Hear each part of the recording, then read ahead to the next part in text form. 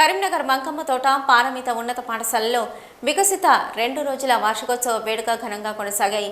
ఈ వేడుకలను Paramita X fluorica విద్యా సంస్థల అధినేత డాక్టర్ ప్రసాదరావు గారు ముఖ్య అతిథిగా హాజరై జ్యోతి ప్రజ్వలన చేసి వేడుకలను ప్రారంభించారు. ఈ కార్యక్రమంలో విద్యార్థులు చేసిన మహిషాసుర మర్దిని నృత్య ప్రదర్శన, రైతు సమస్యలను వివరించే నృత్య ప్రదర్శన, రామాయణ నాటక ప్రదర్శన, యోగా ప్రదర్శనలు వంటి సాంస్కృతిక ప్రదర్శనలు ఆద్యంతం ఆహుతులను ఆకట్టుకున్నాయి. ఇట్టి కార్యక్రమంలో విద్యార్థులు ప్రస్తుత ప్రపంచానికి పోటీ పడుతూ అందుబాటులో ఉన్న సాంకేతికతను వినియోగించుకుంటూ వారిలో ఉన్న సృజనాత్మకత నైపుణ్యంతో చేసిన ప్రదర్శనలు, ధారాళంగా మాట్లాడిన వైనం, చిన్నారుల ఆత్మస్థైర్యం అందరినీ మంత్రముగ్ధులను చేశాయి. డాక్టర్ ప్రసాదరావు మాట్లాడుతూ విద్యార్థులు కాలంతో పోటీ పడుతూ ఎప్పటికప్పుడు అప్డేట్ అవుతూ ముందుకు సాగాలని సూచించారు.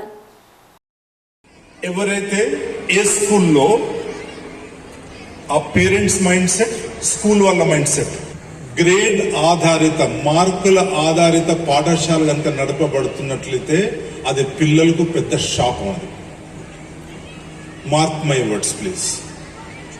ఈ మధ్యలో నేషనల్ ఎడ్యుకేషన్ పాలసీ వచ్చింది. నేను దాన్ని క్షుణ్ణంగా చదివాను. దానిపైన ఒక 10-15 వర్క్షాప్స్ స్కూల్ ప్రిన్సిపల్స్కి, కరెస్పాండెంట్స్కి, ఆగ్రోలో ఉన్న మొత్తం ప్రైవేట్ స్కూల్ వాళ్ళకి నేను ట్రైనింగ్ ఇవ్వడం జరిగింది. ఆ నేషనల్ ఎడ్యుకేషన్ పాలసీ చూసిన తర్వాత నాకు చాలా ఆనందం అనిపించింది.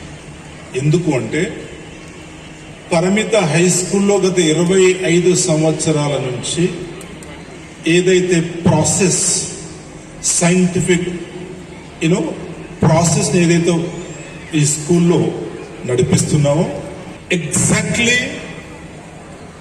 Many features are seen in that national education policy.